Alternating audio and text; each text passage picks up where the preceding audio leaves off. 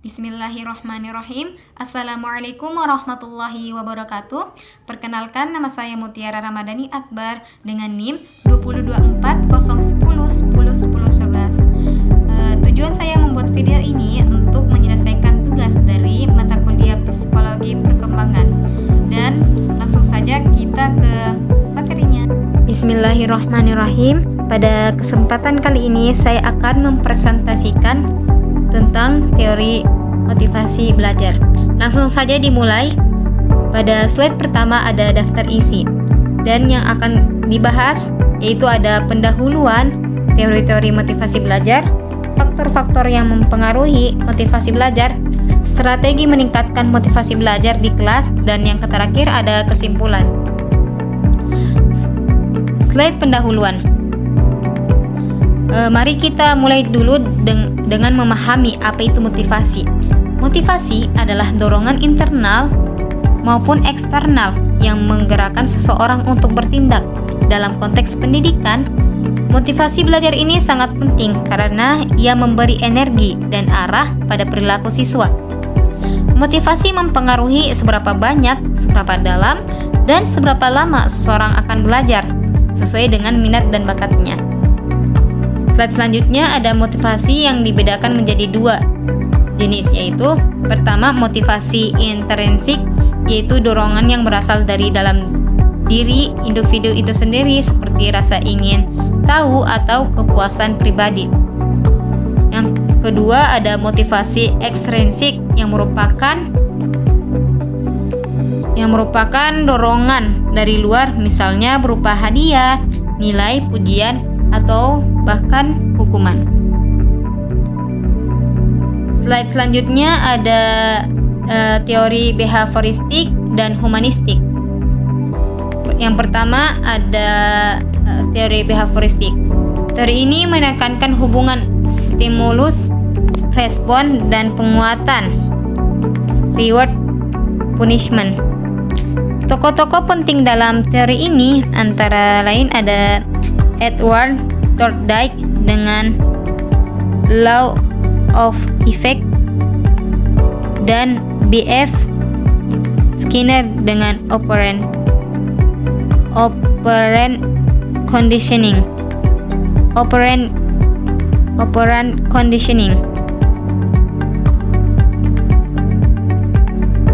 Implikasinya, penguatan positif atau negatif dapat meningkatkan perilaku, sementara hukuman dapat mengurangi perilaku.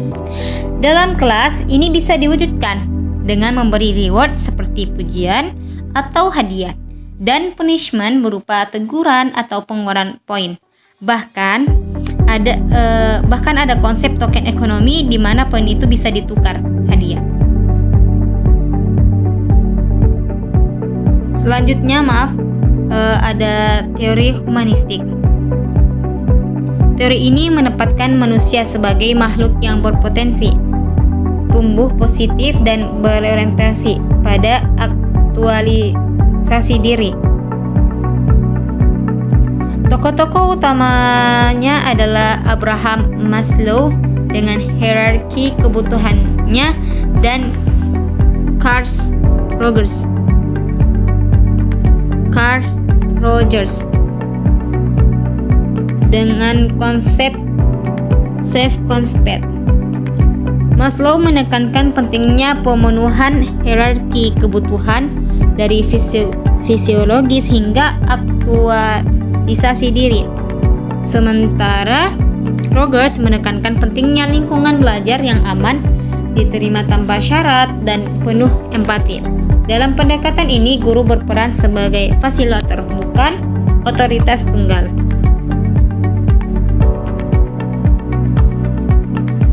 Slide selanjutnya yaitu ada teori kognitif dan sosial kognitif. Yang pertama kita bahas tentang teori kognitif. Teori kognitif ini berfokus pada proses mental. Tokoh seperti Jerome Bruner dan Discovery Learning dan David Ausubel dengan Meaningful Learning menekankan pentingnya rasa ingin tahu, pencarian makna, dan struktur pengetahuan awal. Motivasi menurut teori ini dipengaruhi oleh tujuan, persepsi keberhasilan, dan relevansi materi bagi siswa. Habis itu ada teori kognitif, teori sosial kognitif.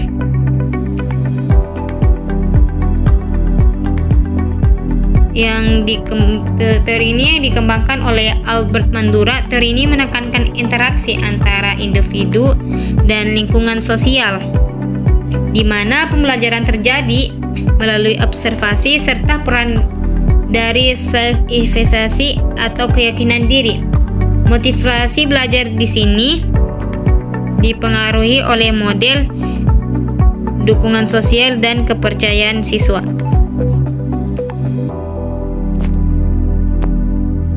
Selanjutnya ada teori atribusi. Teori ini menjelaskan bagaimana siswa menjelaskan penyebab keberhasilan atau kegagalan mereka. Misalnya, apakah karena usaha, kemampuan, atau faktor luar. Penjelasan ini sangat mempengaruhi motivasi mereka. Ada 3 dimensi penyebab dalam teori distribusi. Yang pertama, ada lokasi, apakah penyebab internal dalam diri atau eksternal dari luar. Yang kedua ada stabilitas, apakah penyebab tetap atau bisa berubah. Dan yang ketiga ada kendali, apakah penyebabnya dapat dikendalikan atau tidak dapat dikendalikan. Atribusi pada usaha yang bersifat internal, tidak stabil, dan dapat dikendalikan terbukti meningkatkan motivasi. Sebaliknya, atribusi pada kemampuan yang bersifat internal, stabil, dan tidak dapat dikendalikan cenderung menurunkan motivasi. Oleh karena itu, guru sebaiknya membantu siswa mengkaitkan hasil dengan usaha dan strategi, bukan hanya bakat atau keberuntungan, agar motivasi belajar tetap tinggi. Selanjutnya teori tujuan prestasi, yaitu achievement goal theory. Teori ini membedakan 2 jenis utama tujuan belajar. Yang pertama ada tujuan penguasaan, mastery goals, di mana siswa fokus pada pemahaman, pengembangan diri, dan proses belajar. Jenis yang kedua adalah tujuan performance goals, di mana siswa fokus pada hasil pengakuan dan perbandingan dengan orang lain. Siswa dengan tujuan penguasaan cenderung lebih gigih dan tidak takut gagal. Oleh karena itu, guru sebaiknya menekankan tujuan penguasaan bukan sekadar hasil, agar motivasi dan pembelajaran siswa lebih berkelanjutan.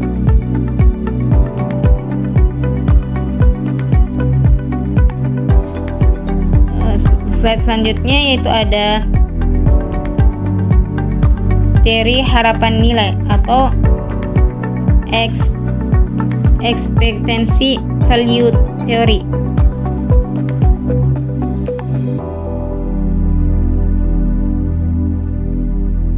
Yaitu yang pertama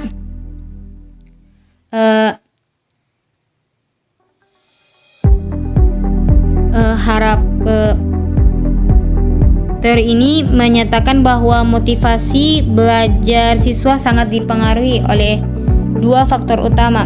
Yang pertama ada harapan keberhasilan, ekspektasi, yaitu seberapa besar siswa yakin bisa berhasil dalam suatu tugas. Yang kedua adalah nilai tugas, value, yang mengacu pada seberapa penting, menarik, atau bermanfaat tugas itu bagi siswa. Motivasi tinggi akan muncul jika siswa percaya bisa sukses dan menilai tugasnya penting atau bermakna.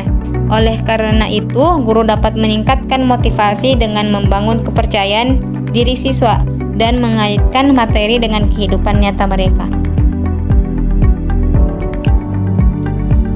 Slide selanjutnya yaitu ada faktor-faktor yang mempengaruhi motivasi belajar.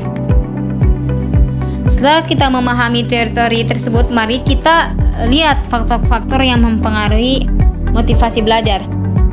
Yaitu ada 4 faktor utama. Yang pertama, lingkungan, keluarga, dan sekolah. Dukungan keluarga, baik emosional, fasilitas, maupun perhatian pada pendidikan sangat meningkatkan motivasi. Sekolah yang kondusif, aman, dan menghargai usaha siswa juga sangat berpengaruh. Yang kedua ada relasi guru dan siswa. Hubungan yang positif, penuh empati, dan dukungan dari guru dapat membuat siswa lebih percaya diri dan termotivasi. Guru yang memahami kebutuhan dan gaya belajar siswa juga dapat meningkatkan motivasi intrinsik. Dan yang ketiga ada gaya belajar dan minat individu. Setiap siswa memiliki gaya belajar dan minat yang berbeda. Pembelajaran yang sesuai dengan minat dan gaya belajar mereka akan membuat mereka lebih antusias dan gigih. Dan yang terakhir ada kebutuhan dasar psikologis. Menurut self-determination theory, motivasi tumbuh jika kebutuhan kebersamaan,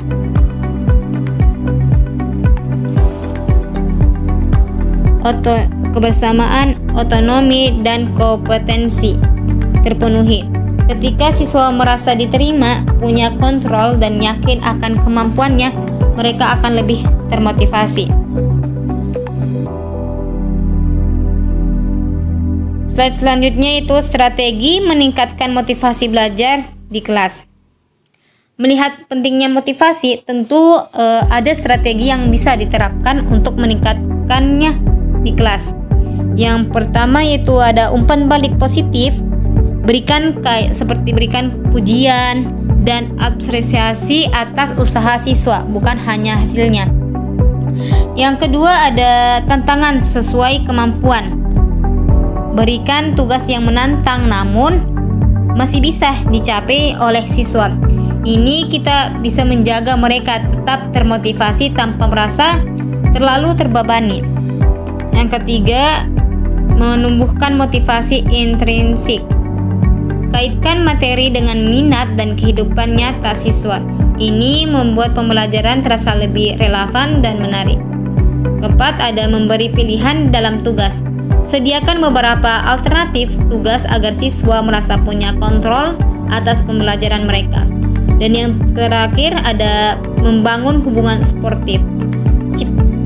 Ciptakan suasana kelas yang hangat, komunikatif, dan penuh dukungan, di mana siswa merasa aman untuk belajar dan berinteraksi. Dan slide yang terakhir yaitu ada kesimpulan. Langsung saja saya membaca kesimpulannya, yaitu dari materi tersebut. Motivasi belajar tidak muncul dengan sendirinya, tetapi bisa ditumbuhkan melalui strategi yang tepat. Guru berperan penting menciptakan lingkungan belajar yang mendukung, seperti memberi umpan balik positif, tantangan yang sesuai, menumbuhkan motivasi intrinsik yang menyediakan pilihan, dan membangun hubungan sportif. Guru juga perlu memahami kebutuhan tiap siswa dan kreatif dalam mengajar. Jika siswa termotivasi, mereka akan lebih aktif, bertanggung jawab, dan hasil belajarnya pun meningkat. Mungkin hanya itu yang bisa saya sampaikan. Kurang dan lebihnya mohon dimaafkan. Wassalamualaikum warahmatullahi wabarakatuh. Terima kasih.